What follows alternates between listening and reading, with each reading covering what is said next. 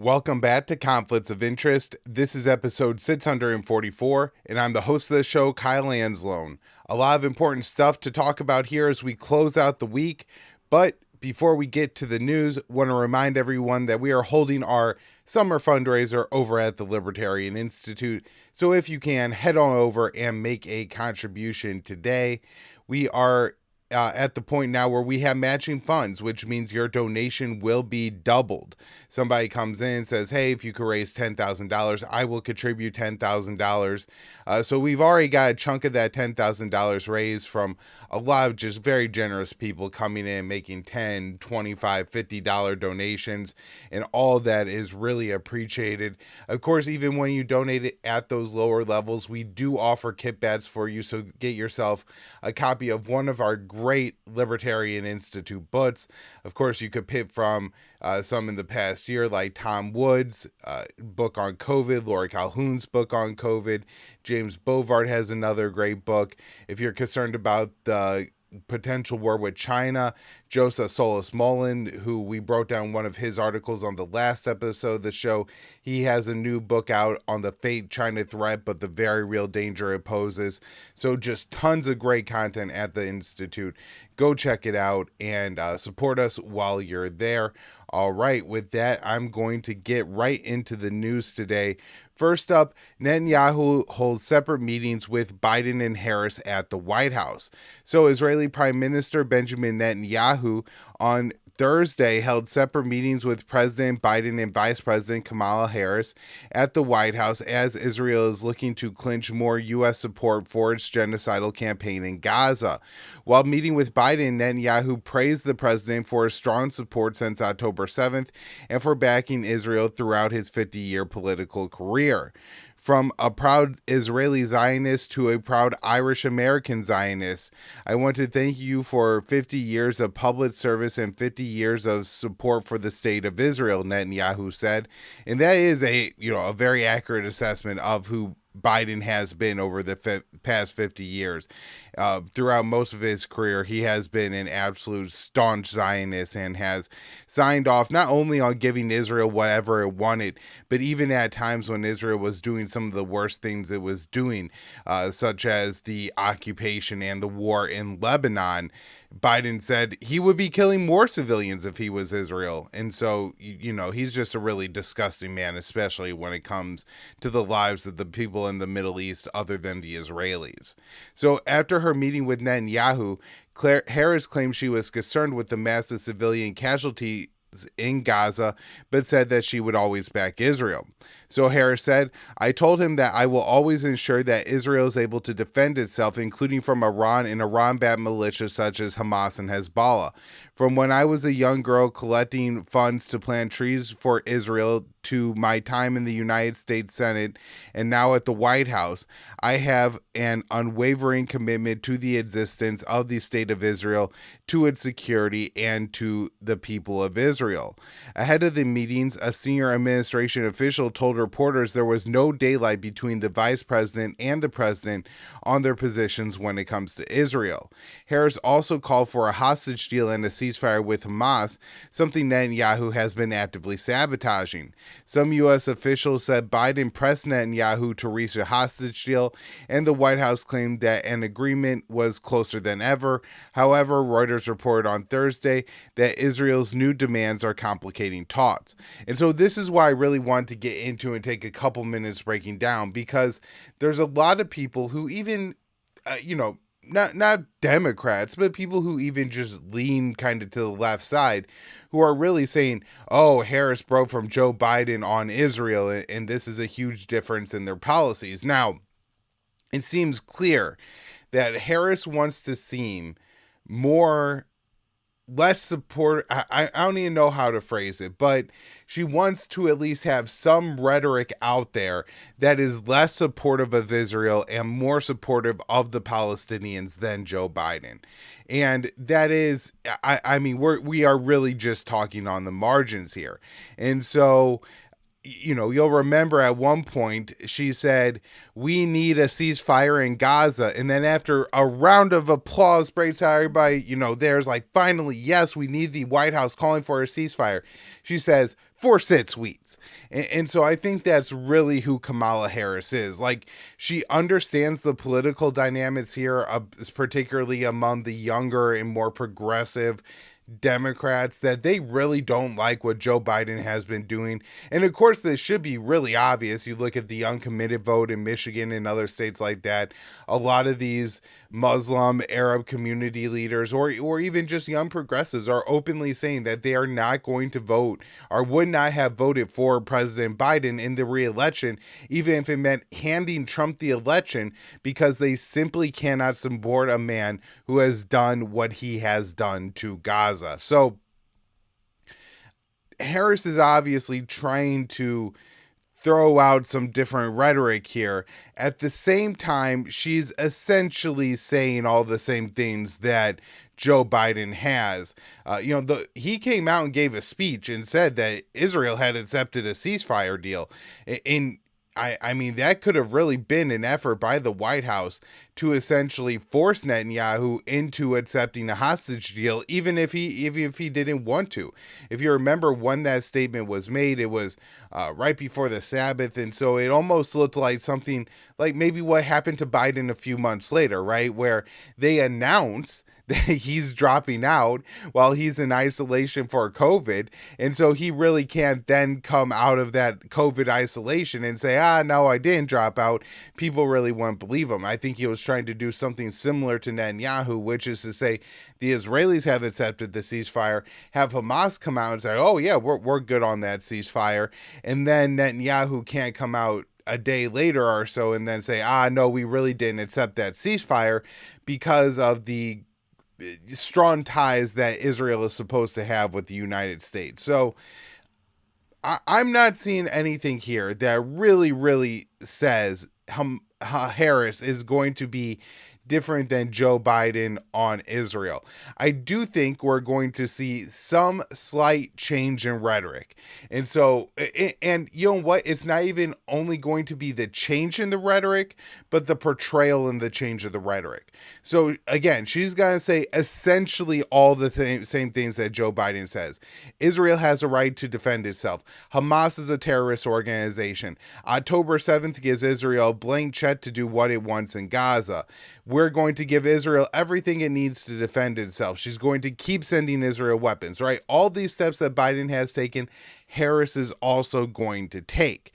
Now, I think she's going to emphasize, and maybe she'll structure her speech a little differently, put it at the top, something like that, stress the need that the images that we are seeing out of Gaza are horrific, that she feels so compassionate for the Palestinian people. And then she's also going to say that, a ceasefire or some kind of hostage deal is needed. But I think this is the really, important part here. She's not going to condition. She's not going to meaningfully change U.S. policy. She's just going to alter the rhetoric. Now, this is going to really be aided by the mainstream media. And I think on the MSNBC and the CNN side, intentionally meant to help Kamala Harris.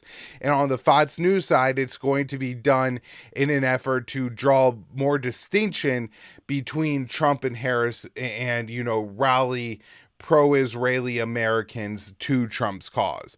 And so they're going to say Harris calls for ceasefire at rally, where if it was Biden, the headline would be Biden, says we're going to give Israel all the support it needs and things like that. They're just going to start highlighting different portions of the speeches. Biden was saying what's happening in Gaza is bad. We shouldn't have civilian casualties. But, largely that's drowned out by his unwavering commitment, ironclad commitment, him being a Zionist. I don't think Kamala Harris will probably declare herself a Zionist. And one important thing to note about Kamala Harris, and, this isn't somebody who has spent a ton of time, and certainly not on the national level, really in positions where she's doing things, right? She was in the Senate, so she was voting on things. In California, she was the attorney general, and we know from her record there that it's not all that great. As far as keeping people in jail for marijuana, keeping people in jail past their sentences, keeping people on death row, knowing that they are innocent. Like, all these things are things that Kamala Harris is guilty of. But when you try to look at her and like, what are her actual foreign policy positions? How would she actually run the country? There's just not a lot of insight there. But one thing that we do know in late 2016, early 2017, as Barack Obama is wrapping up his term, he's getting out of office. Remember, this is where he issues the clemency for Chelsea Manning. Obama decided to, I believe, abstain from a UN resolution. And so rather than doing what the U.S. usually does, which is veto a U.S. resolution that condemns Israel, he abstained from one that condemned the Israeli settlement expansion. Now, this is important here because Congress then voted on a resolution that condemned Obama's action there. And remember, Biden is the vice president at this time, so he seemingly probably had some. And it's important to remember too that when Biden became vice president, he became vice president to give Obama more foreign policy bona fides. Like, he was like, the reason he was in charge of the Ukraine war and the Ukraine file was because he was supposed to be the foreign policy guy.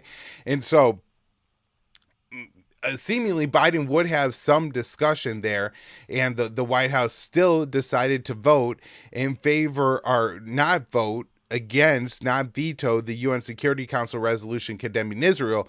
But then you actually have Kamala Harris voting in favor of the resolution that condemned Barack Obama for not vetoing that condemnation of Israel.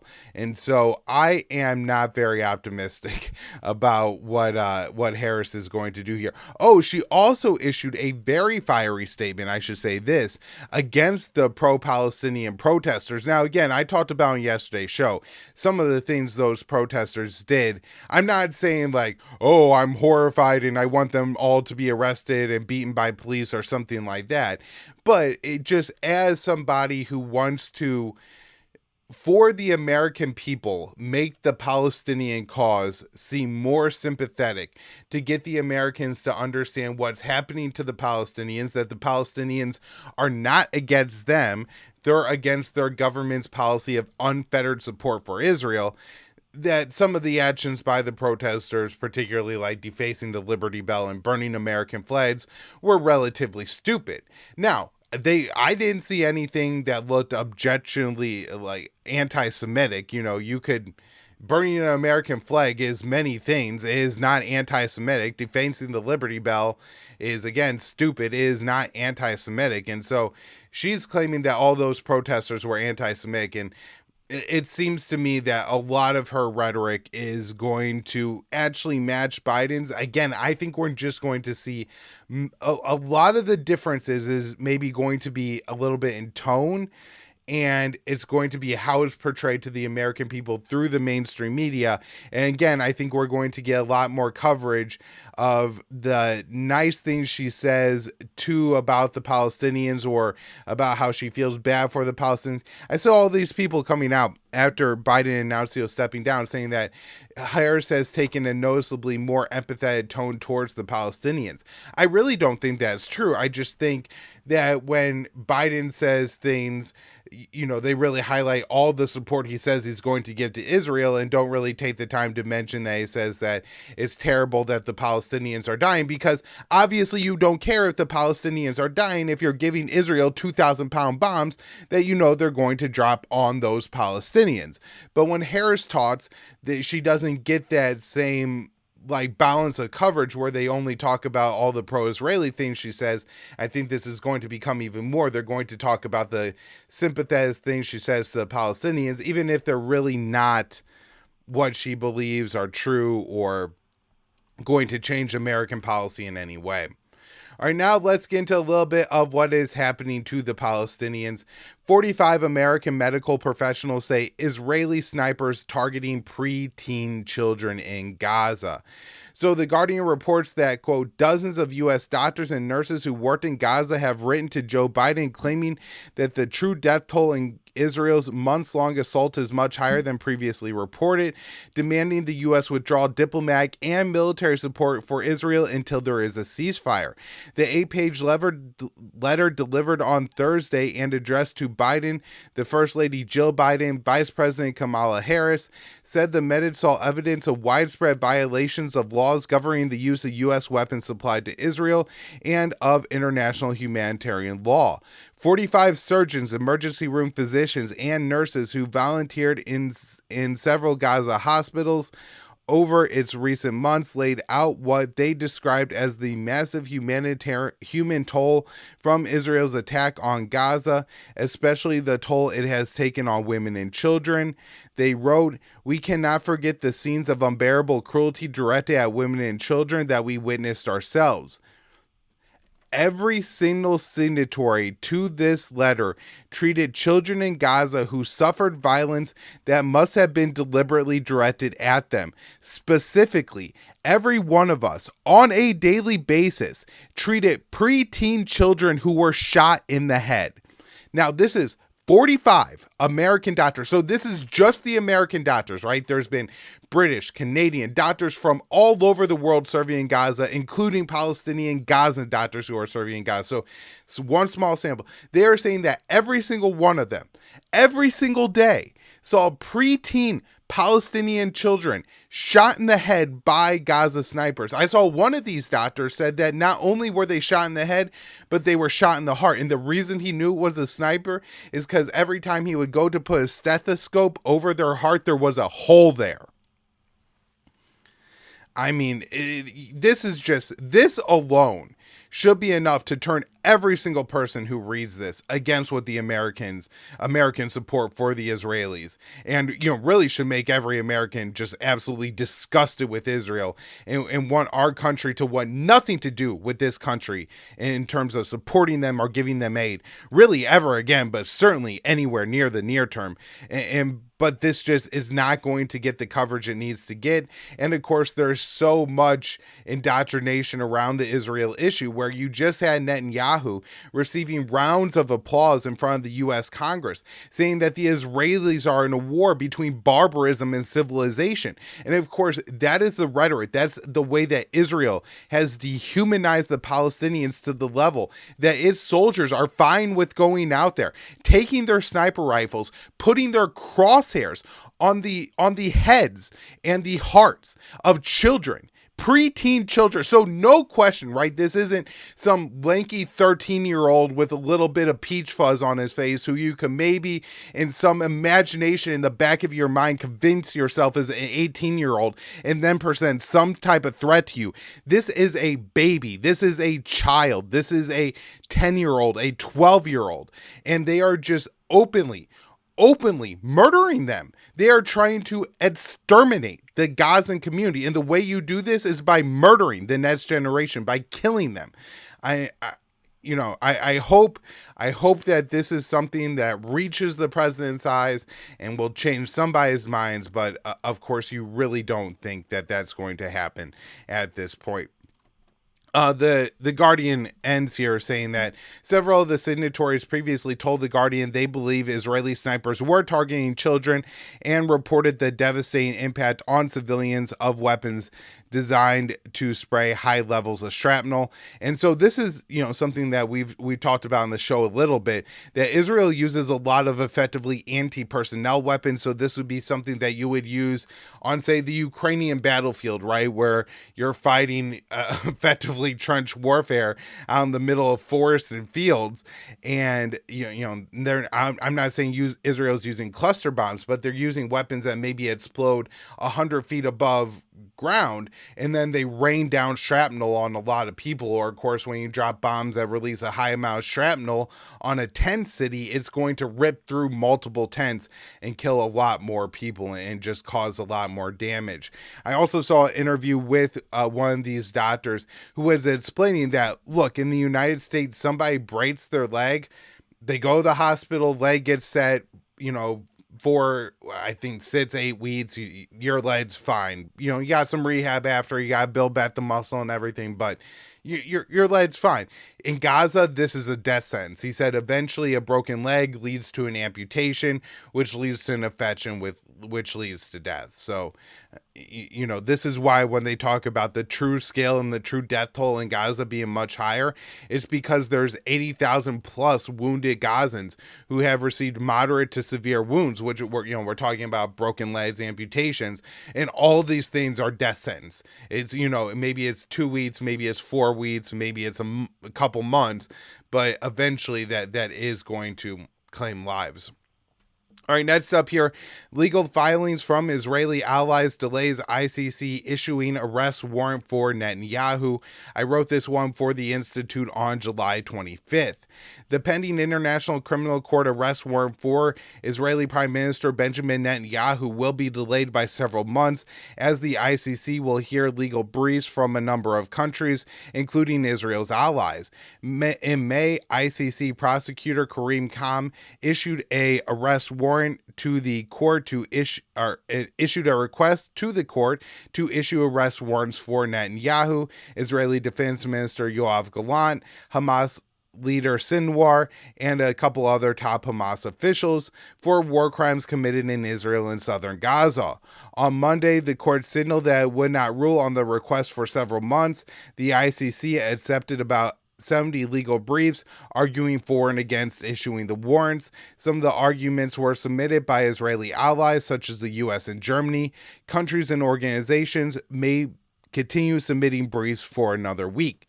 And so think about this. At the same time that you have 4 dozen American medical professionals send a letter to Joe Biden saying that on a daily basis, every single one of us witnessed holes in the heads of Palestinian preteen children caused by Israeli snipers. The U.S. sends a letter to the International Criminal Court telling it not to issue an arrest warrant for the man who has created the conditions and has ordered his soldiers to do that. So the briefs in favor of Netanyahu will likely argue that the ICC does not have jurisdiction over the Israeli officials. So I think the reason the US and Germany are probably issuing these arguments is because they are complicit in what Israel has been doing in Gaza. Joe Biden has sent Israel tens of thousands of bombs. And we know that American bombs have been used on hospitals, on ambulances, on UN-run schools, on civilian convoys, on tents full of children, women and children, on houses, on refugee camps, right? All the places that you're not supposed to bomb, all the places the Americans say, don't use our bombs when we send them to you, Israel is using American bombs to hit those targets. And so when you for the first 2 months, you can say, well, we didn't know Israel was going to do that with our weapons. Now, obviously they did, but at least it's not unreasonable to claim that. 9 months in, that's just a complete and stupid lie, and everybody sees it for what it is. And so I think the U.S. is issuing these legal briefs here because if Netanyahu has an arrest warrant issued, who's next? And maybe Joe Biden doesn't care because he's probably never going to leave the United States in the 2.5 years he has left on this earth or whatever it turns out to be. But if you think about Jake Sullivan, Antony Blinken, I mean, these are relatively young men, Lloyd Austin, who are all absolutely 100% complicit in all this. So, while Israel is now a party to the treaty that created the court, if the ICC issues an arrest warrant for Netanyahu, it could present problems for the Israeli leader. During his recent trip to the U.S., Netanyahu avoided stopping in European countries for fear of them executing the arrest warrant should the ICC issue one. Khan argues there is reasonable grounds to believe Netanyahu is guilty of authorizing war crimes in Gaza. Over the past 9 months, at least 39,000 Palestinians have been killed, including mainly women and children. The list of war crimes Khan alleges Netanyahu and Gallant are guilty of includes the following: starvation of civilians as a method of war, willful killing, intentionally directing attacks against civilian population, and extermination. Israeli troops have admitted to committing many of these war crimes themselves. In a recent article with 972 magazine, Israeli soldiers described a free-for-all where they were allowed to kill at will. Soldiers explained that troops fired fired on unarmed civilians and often would shoot at Palestinians out of boredom. All right, one more Israeli story here before we switch over to some news on Ukraine and Russia. Washington gives Netanyahu full backing to expand war on Lebanon. So, former Israeli intelligence and security official told Hebrew media on July 25th that Washington has greenlit a wider war on Lebanon. According to the information I received from the delegation and what I know, Netanyahu has received full legitimacy in the United States to wage a war in Lebanon. When he arrives in the country, he will expect to head to the Al-Bur in Al-Quraya, and from there he will start a war in Lebanon, he added, referring to a military complex that houses the headquarters of the Israeli army's different corps. Netanyahu visited Washington this week for a speech in Congress and with talks with officials. The Israeli military has reportedly signaled to the government that the time is ripe to expand the war against Lebanon, according to defense analysts for Hebrew media. So that analyst said, the Israeli army is prepared for a major ground maneuver in Lebanon and warns any delay will be in Hezbollah's favor when there is progress in the background in negotiations to release the hostages. The Israeli army is sending a signal to the government. We are at the height of preparedness for the war in the north, and now is the right time. So I'm very concerned that this is going to play out and this is going to be the case. I do, don't want to be too alarmist, and I want to present the case that maybe Israel is bluffing here. We covered a couple weeks ago on the show that the Israeli military had submitted a legal brief to the Supreme Court of the country, arguing that it was not able to send female tank soldiers into Gaza due to a lack of tanks and shells for those tanks. Now, there may be more like chauvinistic reasons that happened, that they're really not looking, or they're not really concerned about the number of tanks they have. Rather, they're concerned about women serving in Gaza. They don't want that to happen. And so it could be a lie for that reason. Additionally, Israel has said that they're ready to go into Lebanon in the past, and they haven't done so. And it's always possible that Israel is bluffing here to try to get Hezbollah to withdraw from the border or to tone down attacks or something like that. I don't think it would work if they were trying to, and I don't think that's the case. Again, I just wanted to, make the non-alarmist case because we have seen these threats come from Israel multiple times. All right, next up here, Iraq wants U.S. to start drawing down troops in September. So the Iraqi government wants U.S. troops to begin drawing down the number of troops it has in Iraq starting in September, Reuters reported on Monday, citing 4 Iraqi sources. The sources said that Baghdad wants the U.S.-led anti-ISIS coalition to formally end its work by September of 2025.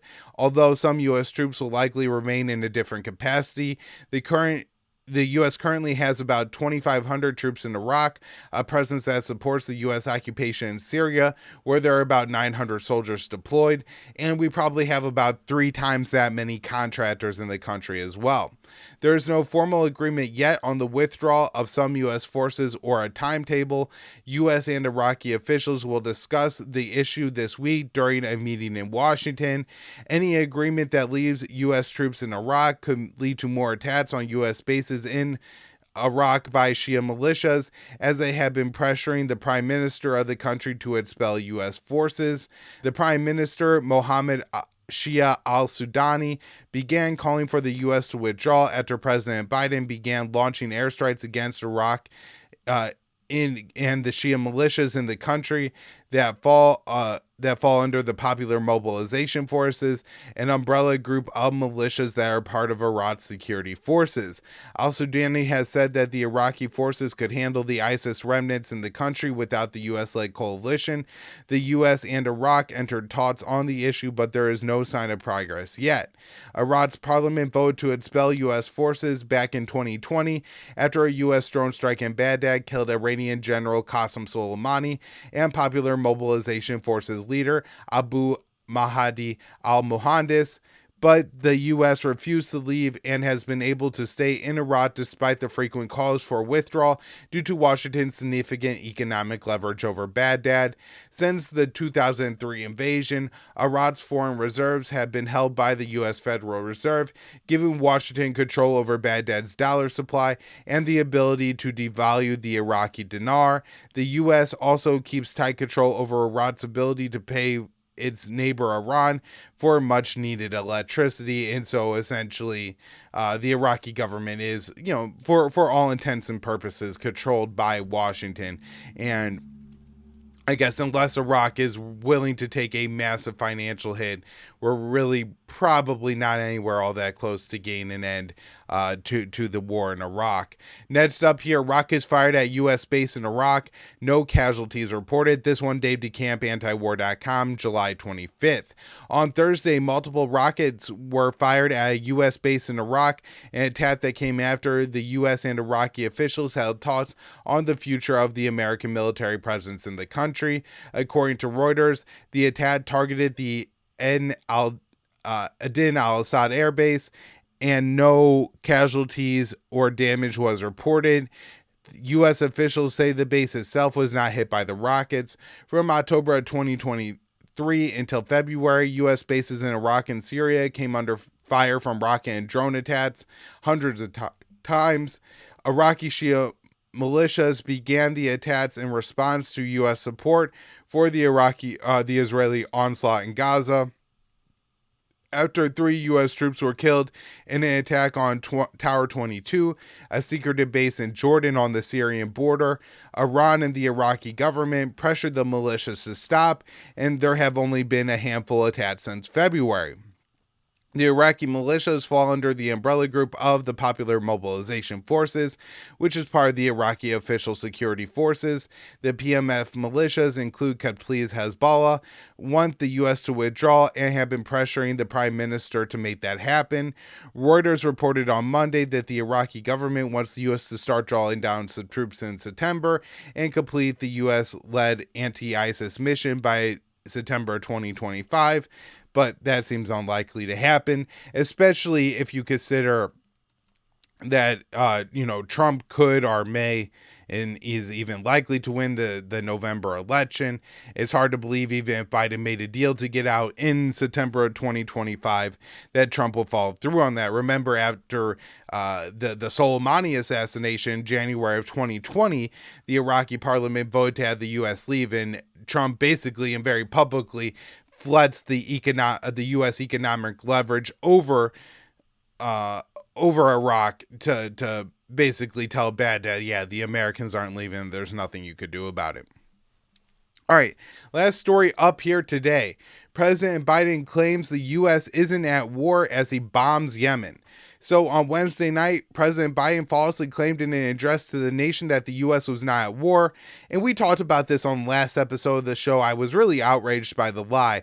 But Dave put together this really good story about how about half an hour before Biden delivered his address, U.S. Central Command announced it launched new strikes targeting the Houthis in Yemen. Since January, the U.S. carried out hundreds of strikes on Yemen as a part of the new war that has not been authorized by Congress. And then again, a half hour later, Biden says, "I'm the first president in this country to report to the American people that the United States is not at war anywhere in the world." So even if you ignore the fact that the U.S. is funding a genocide in Gaza, which I guess you could say we're not at war there because that's just a wholesale slaughter, but certainly we're very involved in the proxy war in Ukraine, and that's a major, maybe one of the most major military conflicts that the U.S. has been involved with. We look all the way back since World War II. Have we ever been involved in a conflict in Europe that has had NATO and the Russia really on the brink of direct conflict? I mean, this is incredibly, incredibly dangerous and major warfare that we're talking about here. And Biden just dismissively says the country isn't at war because it's a proxy war, and American forces and soldiers in uniforms in mass numbers are now on the front lines in Ukraine doing the fighting and dying. At least not yet. He says, I avoided it being at any wars, when he's actively bombing Yemen. Absolutely, it should be shocking. It should be a clear lie the president is telling. Of course, Dave has a picture of Joe Biden in this article, and you can see the fatigue, the cognitive deterioration just in every photograph of Joe Biden. And so it makes you question, does he really not know the U.S. is bombing Yemen? Of course, U.S. naval commanders have described the fight against the Houthis in the Red Sea as the largest naval battle the U.S. has been engaged in since World War II. Back in April, U.S. military officials said the munitions used in the Red Sea and other bombings Biden ordered in Iraq and Syria have cost the United States $1 billion. This month, the U.S. has also been involved in combat operations against ISIS remnants in Iraq and Syria. Earlier this month, CENTCOM said it was involved in 196 partnered operations in both countries in the first half of 2024. U.S. troops deployed in Syria are not welcomed by the government, making it an illegal military occupation. At the end of 2023 and at the beginning of this year, the U.S. was fighting Shia militias in Iraq and Syria that began targeting U.S. bases in response to the U.S. support for the Israeli onslaught in Gaza.